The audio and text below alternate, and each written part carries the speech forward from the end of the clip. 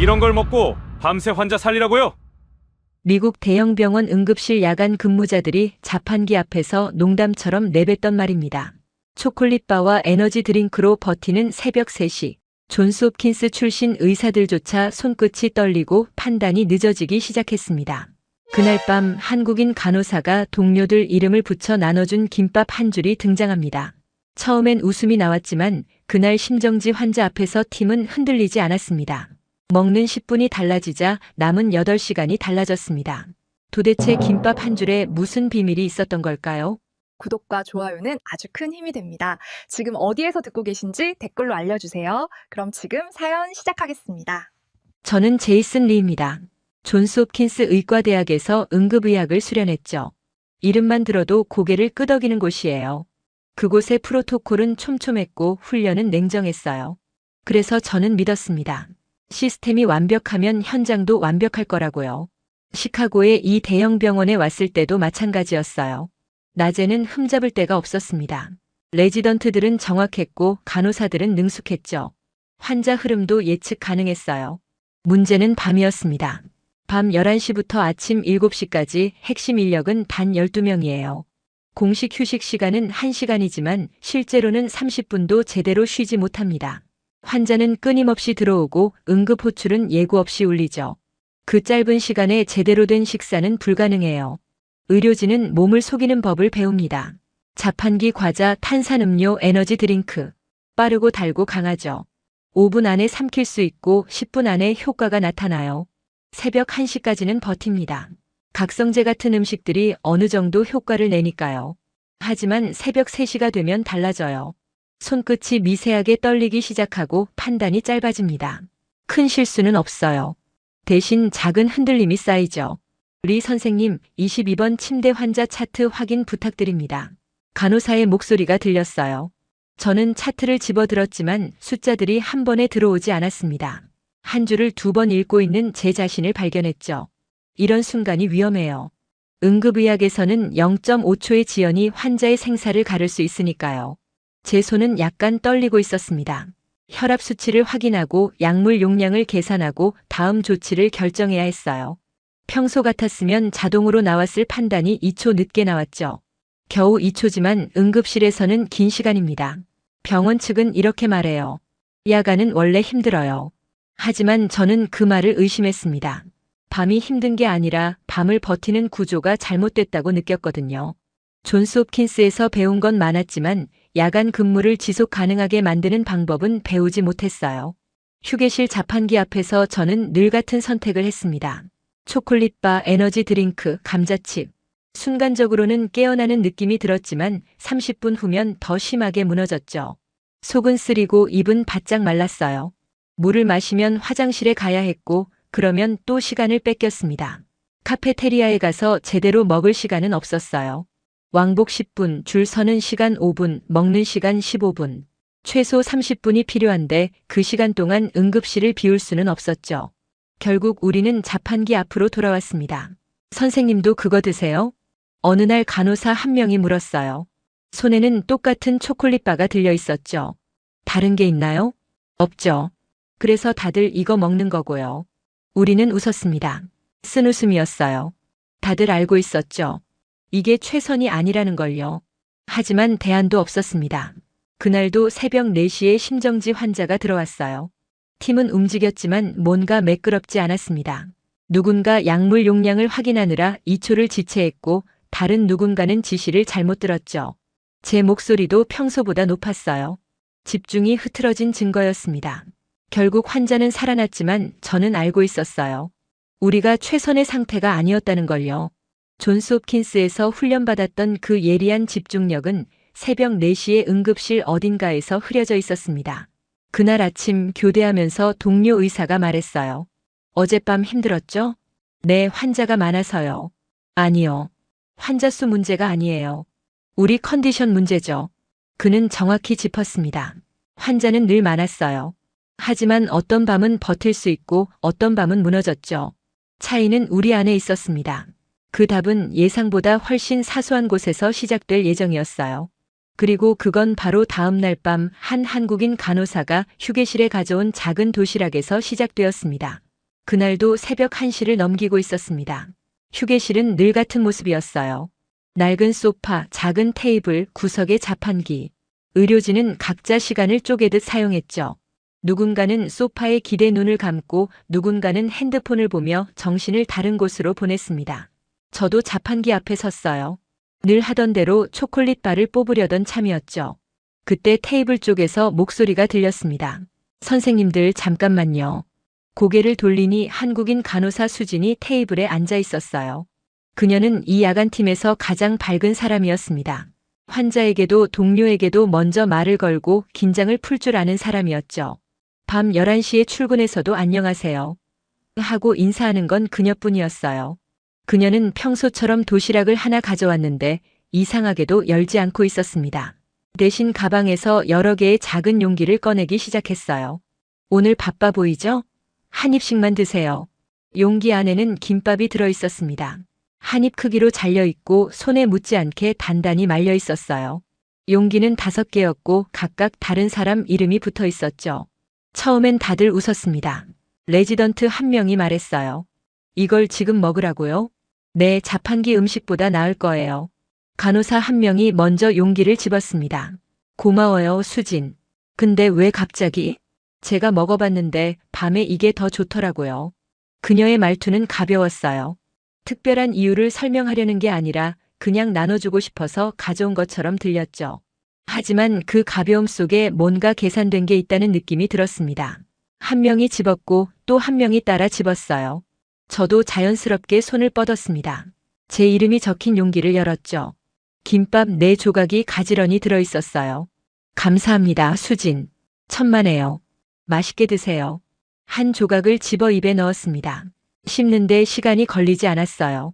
과자처럼 입안을 마르게 하지도 않았죠. 무엇보다 속이 편했습니다. 요란한 각성이 아니라 조용히 가라앉는 느낌이었어요. 이거 괜찮은데요? 옆에 있던 레지던트가 말했습니다. 그는 평소에 에너지 드링크를 2캔씩 마시던 사람이었어요. 그죠? 저도 처음엔 별거 아니라고 생각했는데 새벽까지 가더라고요. 수지는 웃으며 자기 용기를 열었습니다. 그녀도 똑같은 김밥을 먹고 있었어요. 혼자 먹으려던 게 아니라 애초에 여러 명 몫을 준비해 온 거였죠. 근데 이거 만드는데 오래 걸리지 않았어요? 간호사 한 명이 물었습니다. 현실적인 질문이었어요. 야간 근무 전에 이런 걸 준비한다는 건 쉬운 일이 아니니까요. 아니요, 30분이면 돼요. 김밥은 간단해요. 30분. 그녀는 출근 전 30분을 우리를 위해 썼습니다. 의무도 아니고 요청받은 것도 아닌데요. 휴게실은 잠시 조용해졌어요. 다들 김밥을 먹으며 각자 생각에 잠긴 것 같았습니다. 저는 2번째 조각을 집으며 깨달았어요. 이게 단순히 음식의 문제가 아니라는 걸요. 자판기 앞에서 혼자 과자를 뽑을 때와 테이블에 둘러앉아 같은 음식을 나눠 먹을 때는 느낌이 달랐습니다. 전자는 생존이었고 후자는 연대였어요. 아주 작은 차이지만 그 차이가 밤의 무게를 바꿨습니다. 수진, 이거 매주 해줄 수 있어요? 레지던트 한 명이 농담처럼 물었어요. 하지만 목소리에는 진심이 섞여 있었죠. 글쎄요. 제가 할 수 있을지 모르겠네요. 수지는 웃었지만 그 웃음 뒤에 뭔가 고민이 있다는 걸 느꼈습니다. 개인의 친절은 한계가 있어요. 일주일에 한 번은 가능해도 매일은 불가능하죠. 좋은 의도도 지속되지 않으면 의미가 없습니다. 저는 마지막 조각을 먹으며 말했어요. 그래도 오늘은 정말 고마워요. 확실히 다르네요. 맞아요. 속도 안 쓰리고. 저도 에너지 드링크 안 마셨는데 괜찮아요. 다들 동의했습니다. 그리고 그날 밤 우리는 평소보다 조금 더 가벼운 발걸음으로 응급실로 돌아갔어요. 응급 호출이 울렸습니다. 교통사고 환자가 들어온다는 신호였어요. 저는 손을 펴고 오므렸습니다. 떨림이 없었어요. 머릿속도 또렷했죠. 환자가 도착했고 우리는 움직였습니다. 누군가 바이탈 사인을 확인하고 누군가 수액 라인을 확보했어요. 제 지시는 명확했고 팀의 반응도 빨랐습니다. 평소와 다를 게 없어 보였지만 저는 알고 있었어요. 이 미묘한 안정감이 어디서 왔는지요. 새벽 2시 잠시 숨을 돌릴 틈이 생겼을 때 수진이 다가왔습니다. 선생님 괜찮으세요? 네, 오늘은 좀 나은 것 같아요. 다행이네요. 사실 제가 먹어보니까 밤에는 자극 말고 오래 가는 게 필요하더라고요. 그 말은 가볍게 던진 듯 했지만 이상하게 오래 남았습니다. 자극이 아니라 지속, 깨우는 게 아니라 지탱하는 것. 그녀는 우리가 놓치고 있던 핵심을 정확히 짚고 있었어요. 그날 밤 우리는 처음으로 같은 출발선에 서 있었습니다. 그리고 그 작은 변화가 곧 더 큰 변화의 시작이 될 거라는 걸 그때는 아무도 몰랐죠. 새벽 3시는 응급실의 경계선입니다. 각성은 남아있는데 집중은 떨어져요. 그 틈에서 사고가 나죠. 저는 존스 홉킨스에서 이 시간대의 위험성을 배웠습니다. 통계가 말해줬어요. 새벽 3시부터 5시 사이 의료 오류 발생률이 가장 높다고요. 그날 밤 저는 일부러 제 상태를 살폈습니다. 평소 같았으면 이 시간이면 손이 떨리기 시작했을 거예요. 하지만 달랐어요. 차트를 볼 때 숫자가 또렷했습니다. 환자를 진료하면서도 느꼈어요. 지시를 내릴 때 문장이 끊기지 않았습니다. 목소리가 낮게 유지됐죠. 리 선생님, 15번 침대 복통 환자 봐주세요. 간호사가 불렀습니다. 저는 차트를 들고 환자에게 갔어요. 50대 남성, 오른쪽 아랫배 통증. 보호자는 불안해 보였고 질문은 많았습니다. 언제부터 아프셨어요? 저녁 먹고 나서요. 처음엔 괜찮았는데 점점 심해졌어요. 어떤 통증인가요? 찌르는 듯한 통증인가요? 아니면 쥐어짜는 듯한 통증인가요? 찌르는 것 같아요. 움직이면 더 아파요. 저는 복부를 촉진했습니다. 환자가 움찔했어요. 반발 압통이 있었죠. CT 촬영이 필요할 것 같습니다. 맹장염 가능성이 있어요. 보호자가 물었습니다. 맹장염이면 수술해야 하나요? CT 결과를 먼저 봐야 하지만 그럴 가능성이 높습니다. 얼마나 위험한가요? 평소 같았으면 이 질문이 부담이 됐을 시간이에요. 하지만 그날은 달랐습니다. 저는 천천히 설명했어요. 맹장염은 흔한 질환입니다. 빨리 발견하면 간단한 수술로 치료할 수 있어요. 보호자는 안심하는 표정을 지었습니다. 저는 설명을 차분히 끝낼 수 있었어요. 환자를 CT실로 보내고 주변을 둘러봤습니다. 동료들도 비슷해 보였어요. 간호사들의 걸음이 급하지 않았습니다. 레지던트들의 손이 덜 떨렸죠. 그 차이는 아주 미묘했습니다. 하지만 응급실에서는 그 미묘함이 결과를 바꾸죠. 새벽 4시가 됐습니다. 가장 위험한 시간대의 시작이에요. 그런데 이상했습니다. 늘 이 시간이면 느껴지던 그 무거운 피로가 없었어요. 몸은 분명 피곤했지만 정신은 또렷했습니다. 응급 호출이 울렸어요. 호흡곤란 환자였습니다. 80대 여성, 천식병력. 저는 즉시 움직였죠. 산소 투여하고 네뷸라이저 준비하세요. 네, 선생님. 팀이 빠르게 움직였습니다. 누구도 지시를 되묻지 않았어요. 환자의 산소 포화도가 88%였습니다. 위험한 수치였죠. 하지만 저는 당황하지 않았습니다. 기관지 확장제 투여하고 염증 억제제 준비하세요. 용량은요? 40mg 정맥 주사로요. 제 목소리는 낮고 분명했습니다. 손은 떨리지 않았어요. 10분 후 환자의 산소 포화도가 94%로 올라갔습니다. 호흡도 안정됐죠. 다행이네요. 수진이 말했습니다. 저는 고개를 끄덕였어요.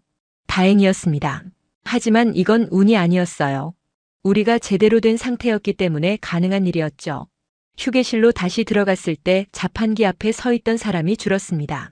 대신 냉장고 앞에 사람들이 모여 있었어요. 누군가 물었습니다. 오늘도 김밥 있어? 아니요, 오늘은 제가 못 사왔어요. 수진이 미안한 표정으로 말했습니다. 하지만 그 질문 자체가 자연스러운 인사가 돼 있었어요. 김밥이 있고 없고를 떠나서 그게 우리의 새로운 리듬이 되고 있었죠. 레지던트 한 명이 말했습니다. 그래도 어제 먹은 게 아직도 효과가 있는 것 같아요. 오늘 확실히 다르거든요. 저도요. 오늘 새벽에 떨림이 없어요. 맞아요. 뭔가 버틸만해요. 그 순간 저는 깨달았습니다. 이건 음식이 아니라 리듬이라는 걸요. 김밥 한 줄이 만든 변화는 그날 밤에만 끝나지 않았어요. 우리 몸이 기억하고 있었던 겁니다. 자극이 아니라 영양으로 버티는 법을요. 하지만 동시에 의문도 들었습니다. 이게 지속될 수 있을까? 수진이 매번 김밥을 싸올 수는 없어요.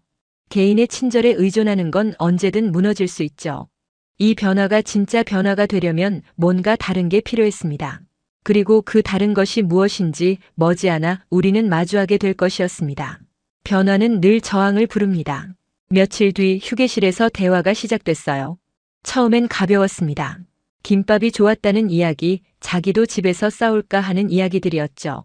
하지만 분위기가 달라진 건 행정팀 담당자가 나타나면서부터였습니다. 외부 음식 반입에 대한 이야기였어요. 위생 규정 문제, 책임 소재 문제. 그녀의 지적은 조심스러웠지만 분명했습니다. 병원에서 외부 음식을 무분별하게 들여오면 문제가 생길 수 있다는 거였죠. 맞는 말이었습니다. 병원은 조심해야 해요. 만약 누군가 외부 음식으로 식중독이라도 걸린다면 문제가 커질 수 있으니까요. 공평성 문제도 있었어요. 누구는 가져오고 누구는 못 가져오면 형평성에 어긋나죠.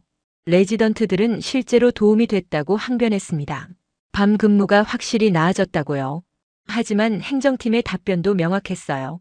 개인이 매번 준비하는 건 지속 가능하지 않다는 것이었죠. 다른 시선도 있었습니다. 수간호사는 병원 카페테리아 이용을 제안했어요.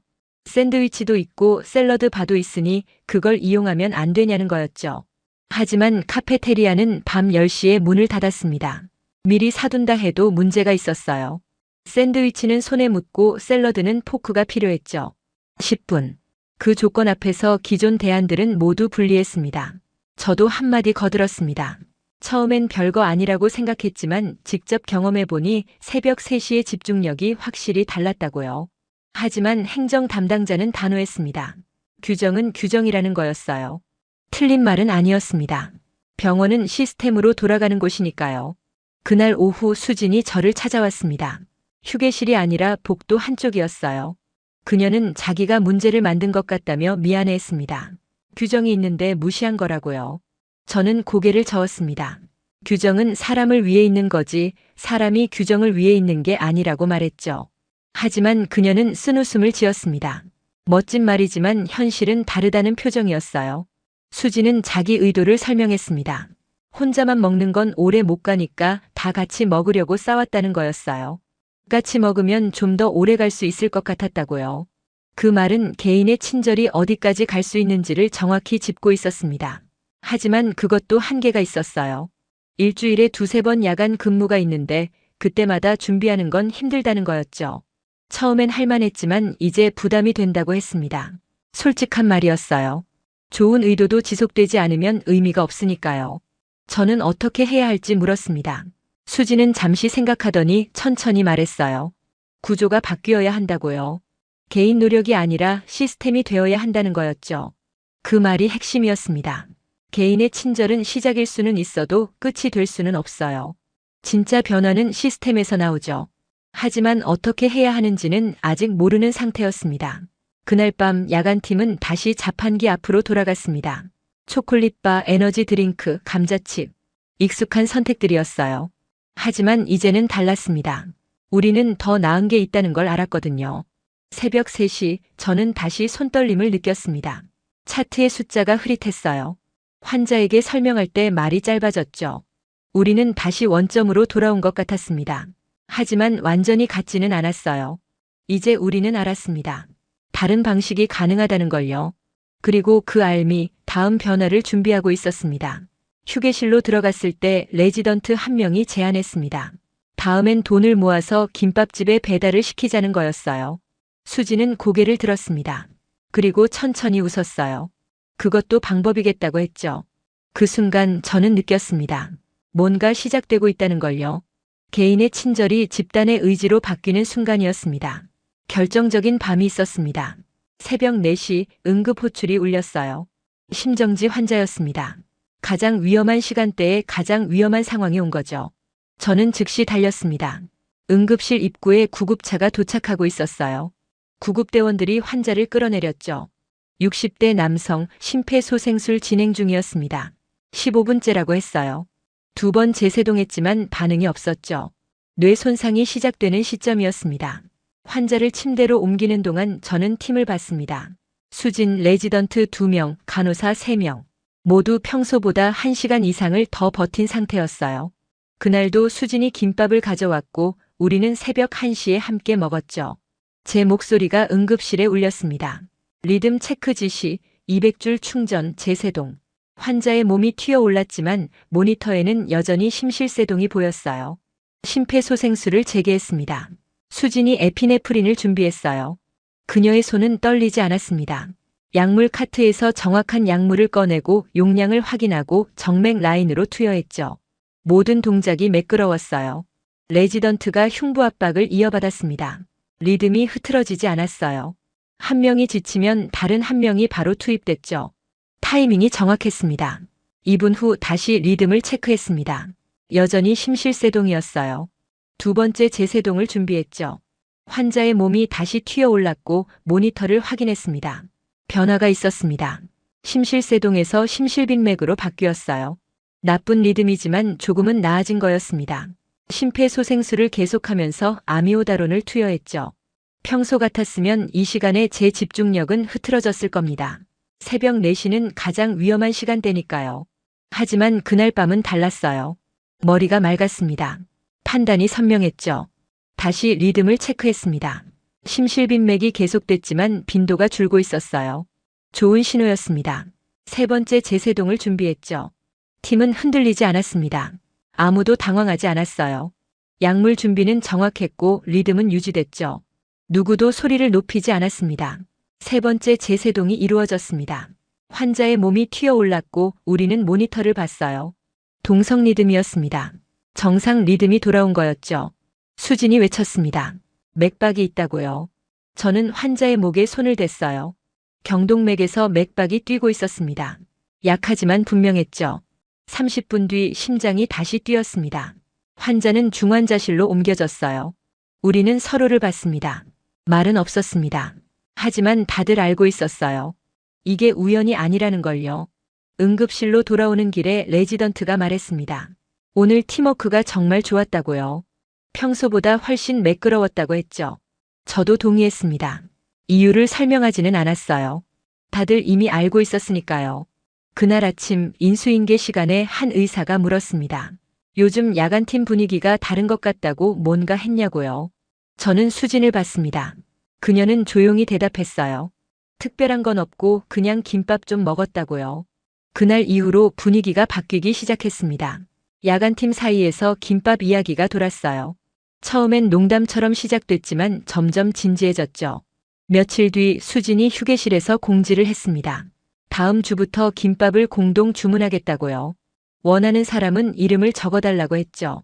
주문표가 테이블에 놓였습니다. 1시간도 안 돼서 10명이 넘는 이름이 적혔어요. 의사, 간호사, 레지던트. 직급에 상관없이 이름이 올라갔습니다. 수진이 저에게 말했습니다. 이제 개인이 아니라 같이 주문하겠다고요. 월요일과 목요일 밤 10시에 배달이 오게 했대요. 고정으로요. 고정. 그 단어가 중요했습니다. 예측 가능하다는 뜻이었으니까요. 비용은 각자 분담이었어요. 1인당 $5면 충분했죠. 자판기에서 쓰는 돈보다 적었습니다. 저는 고개를 끄덕였습니다. 개인의 친절이 구조로 바뀌는 순간을 보고 있었어요. 그리고 그 구조가 곧 더 큰 변화를 만들 거라는 걸 느꼈습니다. 첫 번째 공동 주문일이 다가왔습니다. 월요일 밤 10시였어요. 수지는 주문표를 만들었습니다. 이름, 종류, 수량. 간단했어요. 그날 휴게실에는 평소보다 많은 사람들이 모여 있었습니다. 다들 궁금했던 거죠. 정말 배달이 올까? 정말 먹을 만할까? 기대 반 의심 반이었어요. 밤 10시 정각 배달 기사가 도착했습니다. 큰 박스 2개였어요. 수진이 박스를 열었고 안에는 작은 용기들이 가지런히 들어 있었습니다. 각 용기마다 이름표가 붙어 있었죠. 사람들이 하나씩 자기 용기를 집어갔습니다. 의사, 간호사, 레지던트. 직급에 상관없이 같은 크기, 같은 내용물이었어요. 누구도 특별 대우를 받지 않았고 누구도 소외되지 않았죠. 저도 제 용기를 집었습니다. 김밥 2줄이 들어 있었어요. 한 입 크기로 잘려있고 손에 묻지 않게 단단히 말려 있었죠. 수진이 직접 만들던 것과 똑같았습니다. 한 조각을 입에 넣었어요. 고소한 참기름 향이 먼저 퍼졌고 아삭아삭한 야채 식감이 입안을 채웠습니다. 맛있었어요. 정말 맛있었죠. 하지만 그게 전부는 아니었습니다. 중요한 건 예측 가능성이었어요. 월요일과 목요일 밤 10시. 이제 우리는 알았습니다. 그 시간이 되면 김밥이 온다는 걸요. 예측 가능성은 안정감을 만듭니다. 안정감은 집중력을 만들죠. 자판기 앞에서 고민할 필요가 없었어요. 무엇을 먹을지, 언제 먹을지 결정할 필요도 없었습니다. 정해진 시간에 정해진 음식이 왔고 우리는 그걸 먹으면 됐어요. 그날 밤 새벽 2시쯤이었을 겁니다. 저는 환자 차트를 보면서 문득 깨달았어요. 손이 떨리지 않는다는 걸요. 숫자들이 또렷했습니다. 평소 같았으면 이미 흐릿해졌을 시간인데 말이죠. 주변을 둘러봤습니다. 동료들도 비슷했어요. 걸음걸이가 안정적이었고 목소리가 차분했죠. 응급실 특유의 긴장감은 있었지만 그 아래 깔린 피로감은 줄어들어 있었습니다. 목요일이 됐습니다. 두 번째 배달이었어요. 이번에는 아무도 의심하지 않았습니다. 밤 10시가 되자 자연스럽게 휴게실로 사람들이 모였죠. 배달 기사가 도착했고 우리는 각자 용기를 집어갔어요. 이제 이건 일상이 됐습니다. 특별한 게 아니라 당연한 거였죠. 마치 출근 시간이 정해져 있고 휴게 시간이 정해져 있듯이 김밥 시간도 정해진 거였어요. 한 주가 지나고 두 주가 지났습니다. 패턴이 확실해졌어요. 월요일과 목요일 밤 우리는 이전보다 안정적으로 근무했습니다. 새벽 3시의 위기 시간대를 더 잘 버텼죠. 숫자로도 나타나기 시작했습니다. 야간 근무 중 발생하는 사소한 실수들이 줄었어요. 약물 용량 재확인 횟수, 지시 재확인 요청 횟수. 미묘한 차이였지만 분명했습니다. 어느 날 응급의학과 과장이 야간팀 회의를 소집했습니다. 최근 야간 근무 퀄리티가 좋아졌다는 얘기였어요. 환자 만족도도 올랐고 의료진 간 커뮤니케이션도 개선됐다고 했죠. 과장은 물었습니다. 뭔가 특별히 한 게 있냐고요. 야간팀은 서로를 봤습니다. 그리고 수진이 말했어요. 김밥 먹었습니다. 과장은 처음엔 농담인 줄 알았습니다. 하지만 우리가 진지하다는 걸 알아챘죠. 수진은 설명했어요. 자판기 음식 대신 김밥을 정기적으로 주문해서 먹는다고 그게 컨디션 유지에 도움이 된다고요. 과장은 고개를 끄덕였습니다. 그리고 말했어요. 좋은 시도라고 계속 해보라고요. 다만 위생 문제와 예산 문제는 개인이 책임져야 한다고 했죠. 우리는 알고 있었습니다. 이건 아직 시작일 뿐이라는 걸요. 개인의 돈으로 운영되는 시스템은 언젠가 한계에 부딪힐 수밖에 없었죠. 하지만 지금은 작동하고 있었어요. 그리고 그게 중요했습니다. 김밥은 간식이 아니라 보급이 됐습니다. 전투 식량처럼 야간 근무를 버티게 해주는 필수품이 된 거죠. 그리고 개인의 친절은 이제 구조가 됐어요. 그날 밤 저는 휴게실에서 김밥을 먹으며 생각했습니다. 수진이 처음 도시락을 나눠줬을 때를 말이죠. 그때는 그저 작은 친절이었어요. 하지만 지금은 달랐습니다. 12명의 야간팀이 의존하는 시스템이 된 거죠. 시스템은 사람보다 오래 갑니다. 수진이 없어도 김밥은 올 거예요. 누군가 대신 주문하겠죠. 그게 바로 시스템의 힘이었습니다. 개인을 넘어서는 거요. 하지만 저는 알고 있었습니다. 이 시스템도 아직 불완전하다는 걸요. 그리고 완전한 시스템이 되려면 병원이 움직여야 한다는 걸요. 3개월이 지났습니다. 김밥 시스템은 여전히 작동하고 있었어요. 월요일과 목요일 밤 10시. 빠짐없이 배달이 왔고 야간팀은 그걸 먹으며 밤을 버텼죠. 하지만 변화가 있었습니다. 다른 부서에서도 관심을 보이기 시작한 거예요. 중환자실 야간팀, 수술실 야간팀. 그들도 비슷한 문제를 겪고 있었으니까요. 어느 날 병원 영양팀에서 연락이 왔습니다. 응급실 야간팀을 만나고 싶다는 거였어요. 저와 수진 그리고 레지던트 2명이 회의실로 갔습니다. 영양팀 팀장이 우리를 맞았습니다. 그녀는 곧바로 본론으로 들어갔어요. 최근 야간팀의 김밥 주문에 대해 들었다고 그게 정말 효과가 있는지 궁금하다고 했죠. 저는 솔직하게 대답했습니다. 효과가 있다고요. 새벽 시간대 집중력이 확실히 달라졌고 팀 전체의 컨디션이 개선됐다고 말했죠. 수진도 거들었어요. 자판기 음식과는 차원이 다르다고 지속 가능한 에너지를 준다고 했습니다. 영양팀 팀장은 고개를 끄덕였습니다. 그리고 질문을 시작했어요. 왜 김밥인가요? 수진이 대답했습니다. 10분 안에 먹을 수 있고 손에 묻지 않고 한 입 크기로 먹기 편하다고요. 무엇보다 속이 편하다고 했죠. 자극적이지 않지만 포만감이 오래 간다고 말했습니다. 다른 음식은 안 될까요? 샌드위치나 샐러드는요? 레지던트가 대답했습니다. 샌드위치는 소스가 손에 묻고 샐러드는 포크가 필요하다고요. 응급 호출이 올 때마다 손을 씻어야 한다면 의미가 없다고 했죠. 영양팀 팀장은 노트에 뭔가를 적었습니다. 그리고 다시 물었어요. 얼마나 자주 드시나요? 일주일에 2번입니다. 월요일과 목요일 밤 10시예요. 왜 그 시간인가요? 저는 설명했습니다. 밤 10시면 야간 근무 시작 1시간 후라고요. 첫 번째 피로감이 오기 전이지만 저녁 식사는 이미 소화된 시점이라고 했죠. 그 시간에 먹으면 새벽 3시까지 버틸 수 있다고 말했습니다. 팀장은 계속 적었습니다. 그리고 마지막 질문을 했어요. 비용은 어떻게 하시나요? 각자 분담합니다. 1인당 $5씩이요. 그게 부담되지 않나요? 수진이 웃으며 대답했습니다. 자판기에서 쓰는 돈보다 적다고요. 더 건강하고 더 효과적인데 더 싸다고 했죠. 회의는 1시간 정도 진행됐습니다. 영양팀은 세세한 부분까지 물었어요. 김밥 크기, 재료 구성, 보관 방법, 배달 타이밍, 모든 걸 기록했습니다. 회의가 끝날 무렵 팀장이 말했습니다.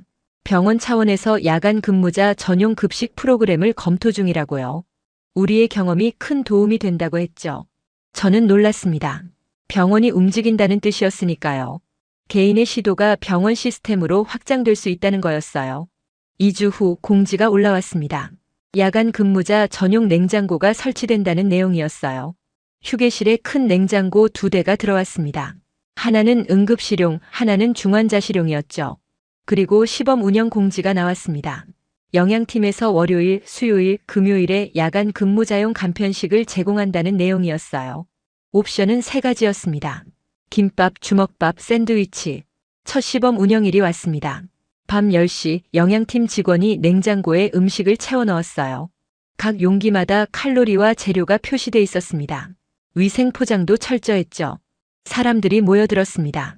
응급실뿐 아니라 다른 부서 야간 근무자들도 왔어요. 각자 원하는 음식을 집어갔습니다. 김밥이 가장 빨리 사라졌습니다. 이용률이 증명해줬죠. 사람들이 진짜로 원하는 게 뭔지를요. 한 달 후 병원은 정식 프로그램으로 전환했습니다. 주 3회에서 주 5회로 늘렸어요. 메뉴도 다양해졌고요. 하지만 김밥은 여전히 가장 인기 있는 옵션이었습니다. 그날 밤 수진이 저에게 말했습니다. 신기하다고요. 자기가 그냥 도시락 싸온 게 여기까지 왔다고 했죠. 저는 고개를 저었습니다. 그게 아니라고요. 수진이 문제를 정확히 파악했고 해결책을 찾았고 시스템으로 만들었기 때문이라고 말했어요. 개인의 친절이 여기서 끝나지 않고 구조가 됐다고 했죠. 수진은 웃었습니다. 하지만 그 웃음 속에는 뿌듯함이 담겨 있었어요. 저는 냉장고를 보며 생각했습니다. 이제 이건 수진의 김밥이 아니라 병원의 시스템이라고요. 수진이 없어도 작동할 겁니다. 누가 야간팀에 와도 사용할 수 있죠. 그게 바로 진짜 변화였습니다.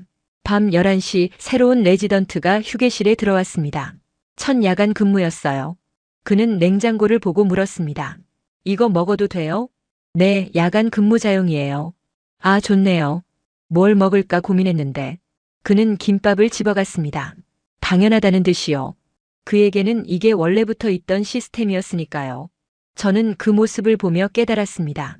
이제 아무도 이게 수진에게서 시작됐다는 걸 모를 거라는 걸요. 그냥 병원이 제공하는 복지로 알겠죠. 하지만 그게 맞습니다. 좋은 시스템은 그렇게 당연해지는 거니까요. 지금도 저는 야간을 돕니다.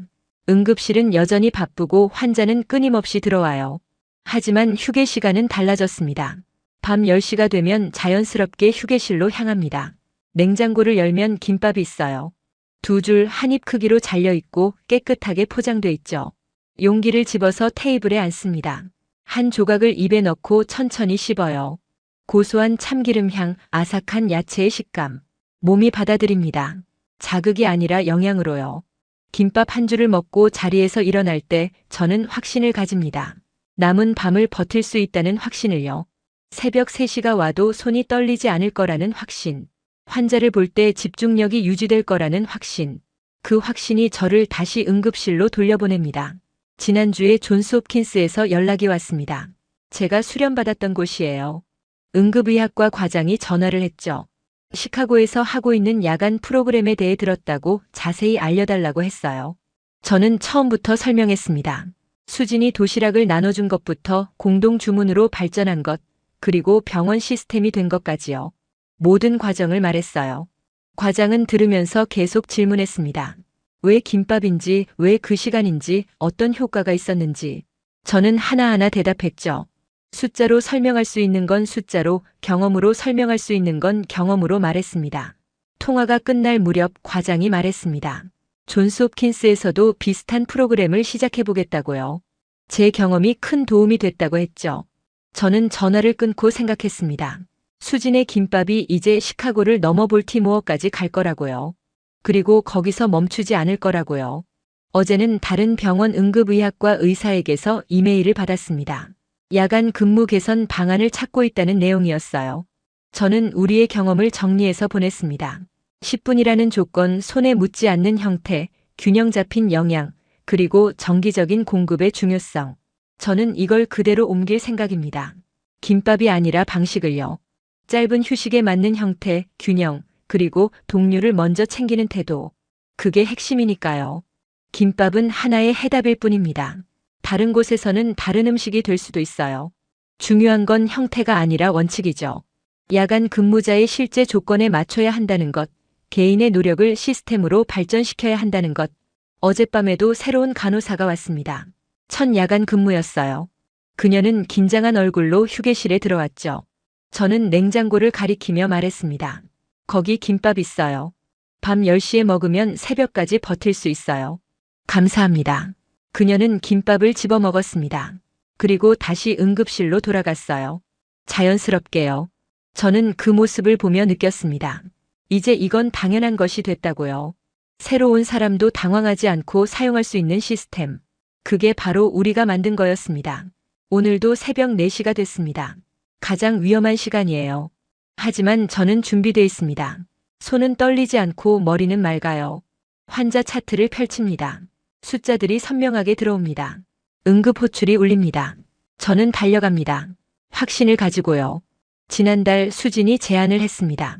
김밥만 계속 먹으면 질릴 수 있으니 다른 메뉴도 추가하면 어떻겠냐고요. 영양팀에 얘기해보겠다고 했죠. 어떤 음식이 좋을까요? 주먹밥도 괜찮을 것 같아요. 김밥이랑 비슷한데 속재료를 바꿀 수 있으니까요. 비빔밥은요? 작은 용기에 담으면 괜찮지 않을까요? 레지던트가 끼어들었습니다. 잡채밥도 좋을 것 같은데요. 야채도 많고. 우리는 이야기를 나눴습니다. 한식의 장점에 대해서요. 속을 편하게 해준다는 것, 맛도 있고 영양도 골고루 들어있다는 것, 자극적이지 않으면서도 만족감을 준다는 거였죠. 사실 한식이 야간 근무에 제일 잘 맞는 것 같아요. 수진이 말했습니다. 왜 그렇게 생각해요? 밸런스가 좋아요. 탄수화물, 단백질, 야채가 다 들어있고 자극적이지 않아서 속도 안 쓰리고 무엇보다 포만감이 오래가요. 맞는 말이었습니다. 저도 김밥을 먹으면서 느꼈던 거였어요. 이게 단순히 한국 음식이라서가 아니라 야간 근무에 필요한 조건을 정확히 충족시키기 때문이라는 거요. 다음 주부터 메뉴가 확장됩니다. 김밥, 주먹밥, 잡채밥. 3가지 옵션이 돌아가면서 제공될 예정이에요. 영양팀은 이미 레시피를 준비했고 시범 조리도 마쳤죠. 저는 기대됩니다. 다양한 한식을 먹으면서 밤을 버티는 모습이요. 그리고 다른 사람들도 깨닫게 될 겁니다. 한식이 얼마나 균형 잡힌 음식인지, 야간 근무에 얼마나 잘 맞는지를요. 밝게 웃으며 김밥을 나눠주던 그 간호사는 밤을 바꿨습니다. 조용히 그러나 확실하게요. 한 사람의 친절이 12명의 시스템이 됐고 그 시스템은 이제 병원 전체로 퍼져나갔어요. 그리고 곧 다른 병원으로 다른 도시로 갈 겁니다. 김밥과 함께 그리고 다른 한식들과 함께요. 저는 응급실을 걸으며 생각합니다. 변화는 거창한 데서 오지 않는다고요. 작은 관찰에서 시작됩니다. 밤에 떨리는 손, 흐려지는 시야, 짧아지는 판단. 그걸 본 사람이 도시락을 싸왔고 그게 시스템이 됐어요. 10분이 달라지면 밤이 달라집니다. 밤이 달라지면 환자가 달라지죠. 환자가 달라지면 우리가 하는 일의 의미가 달라집니다. 저는 오늘도 야간을 돕니다. 김밥 2줄과 함께요. 그리고 내일은 주먹밥을, 모레는 잡채밥을 먹을 겁니다. 이제 이건 제 밤의 일부니까요. 수지는 여전히 야간팀에 있습니다. 여전히 밝게 웃고 여전히 동료를 먼저 챙기죠. 다만 이제 그녀는 김밥을 직접 싸오지 않아요. 냉장고에서 꺼내 먹습니다. 다른 사람들처럼요. 그게 맞습니다. 좋은 시스템은 시작한 사람마저 평범하게 만드니까요. 특별함이 당연함이 되는 것. 그게 진짜 성공이죠. 저는 다음 환자에게 갑니다. 손은 안정적이고 목소리는 차분해요. 새벽 4시에 응급실에서 저는 최선을 다할 준비가 돼 있습니다. 한식 덕분에요. 영상 재밌게 보셨다면 구독과 좋아요 부탁드립니다. 그리고 한국을 응원하신다면 댓글로 대한민국 만세를 남겨주세요. 감사합니다.